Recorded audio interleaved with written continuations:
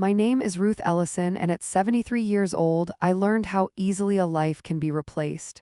Not ended, not broken, just replaced. The morning it happened, I was standing in the kitchen making tea.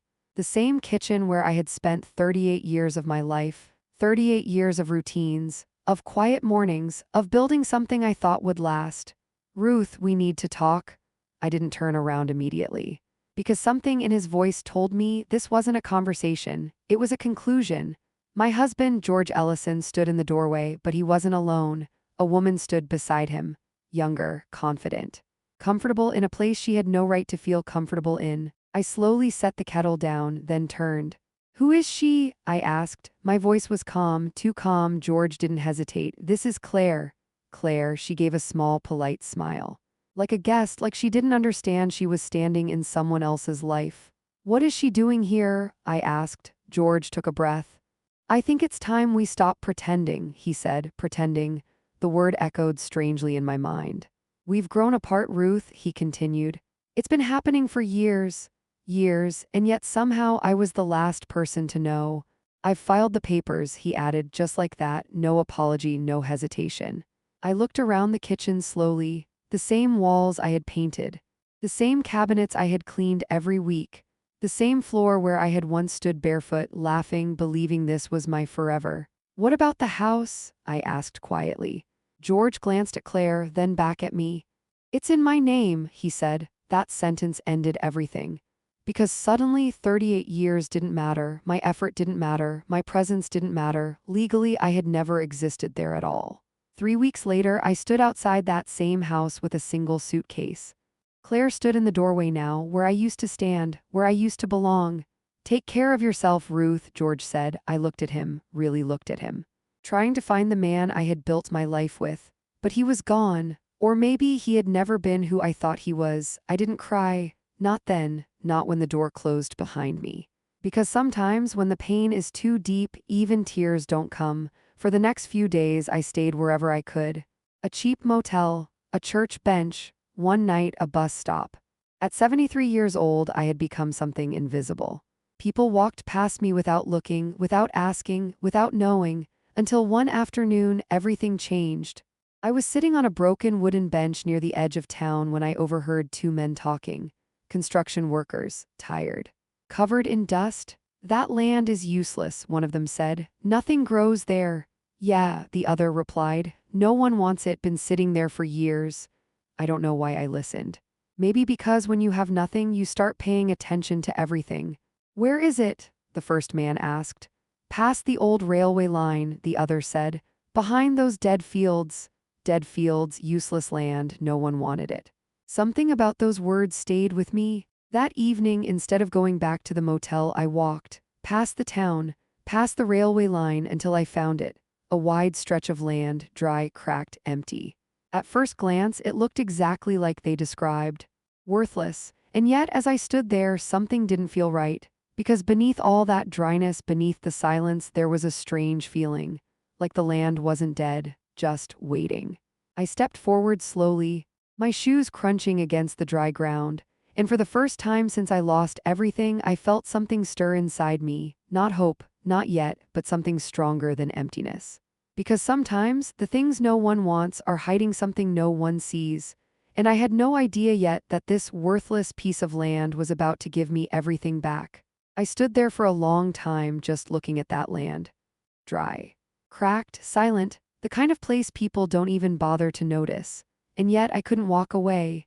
At 73 years old, I had learned something about loss. When everything is taken from you, you start recognizing what others overlook. I stepped further in. The ground was uneven beneath my feet. Tall patches of brittle grass snapped softly as I moved. The air felt still, almost too still. No birds, no sound, just emptiness. And then a memory surfaced. George, years ago, standing in our backyard. "Land is never truly useless," he had said once while planting a tree. "It just depends on what's underneath." At the time, I thought he was talking about soil. Now I wasn't so sure. I kept walking, slowly, carefully, until I noticed something strange. Near the center of the field, the ground looked different. Slightly raised, not much, just enough to feel unnatural. I walked toward it. My heart beating a little faster now. The dry soil cracked under my shoes as I stepped onto the raised patch. Then I saw it. A small piece of metal, barely visible beneath the dirt. I crouched down slowly, brushing the soil away with my hands. The metal wasn't random. It was a handle, old, worn, but still solid. My breath caught, because suddenly this didn't feel like abandoned land anymore. This felt like something hidden. I pulled the handle. At first, nothing happened. The earth had sealed it tight over time. But I tried again, harder this time. With a loud, heavy creak, something shifted beneath the ground. A hidden hatch.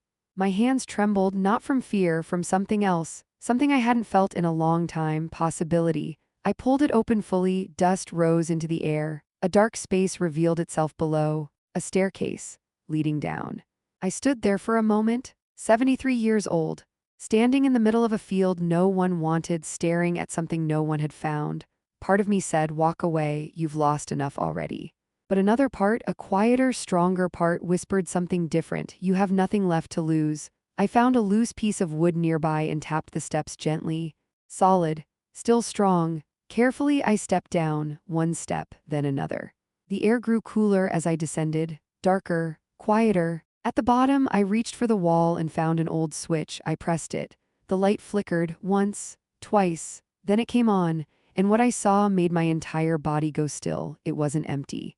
It was a fully built underground room. Shelves, boxes, old equipment, not abandoned, preserved, like someone had built this place and never told anyone it existed. I moved forward slowly, my footsteps echoing softly. On one side there were stacks of wooden crates, carefully arranged. On the other, old documents pinned to a board, maps, land markings, official stamps. My heart began to race. Because suddenly this worthless land didn't feel worthless anymore. It felt important. Then I saw it, a large metal cabinet in the corner, locked, and beside it a single envelope. My name wasn't on it. But the words written across the front made my breath catch. Property records do not destroy. I picked it up slowly, my fingers trembling because deep down I knew something. This wasn't just a hidden place. This was a secret. And whatever was inside that cabinet, whatever had been buried beneath land no one wanted, was about to reveal a truth that would change everything. For a moment, I just stood there holding the envelope.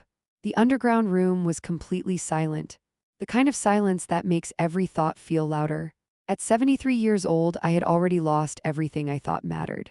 But something told me this moment mattered more. My hands trembled as I opened the envelope. Inside were several official documents. Old, stamped, carefully preserved. I unfolded the first one, and my breath stopped. It was a land registry record, not just for this field but for a much larger area surrounding it. I read it again, slowly, carefully, because the name written under ownership was not George's, it was mine, Ruth Ellison. I stepped back slightly, my heart racing now. This couldn't be right. I flipped through the rest of the papers, more records, more documents, legal filings, and then I saw it. A signature, my husband's, dated nearly 12 years ago. The truth unfolded piece by piece. Years earlier, George had quietly purchased this land, not for the house, not for the family, for himself, an investment, but something had happened. A legal complication, a zoning dispute. The land had been declared non-usable, worthless, forgotten, so he hid it, buried the documents, closed the chapter, and moved on. But there was one thing he had done that changed everything. He had registered the property in my name. Maybe for tax reasons, maybe to protect himself, or maybe even he didn't realize what it would become. I turned slowly, looking around the underground room again. The maps, the equipment, the sealed cabinet. This place wasn't random. It had been prepared. I walked to the cabinet, my hands steadier now, stronger. The lock wasn't new, but it wasn't impossible either. I searched the room carefully, and within minutes I found a small key hanging behind one of the boards. Of course. Secrets always leave clues. The lock clicked open. I pulled the cabinet door slowly. Inside were files, stacks of them, but one stood out. A recent one, much newer than everything else. I opened it, and that's when everything changed. It was a development report, a highway expansion project, a commercial zoning plan, a proposal to turn this exact area into a major transportation corridor. My heart pounded. Because the land that had been declared useless years ago was now sitting directly in the path of something very valuable. Very expensive, very wanted. I sank slowly into the chair beside the cabinet, the weight of it all settling around me. 3 weeks ago, I had nothing. Now I own something no one else even knew existed. 2 months later, I sat across from 3 developers in a quiet office. They had done their research, their surveys, their projections. And now they needed the land, my land. The man across from me leaned forward. Mrs. Ellison, we're prepared to make you an offer. I stayed quiet because silence is power. He slid the paper toward me. The number on it made my breath catch, not just enough to survive, enough to rebuild everything. A home, a future, a life. I signed the agreement that afternoon.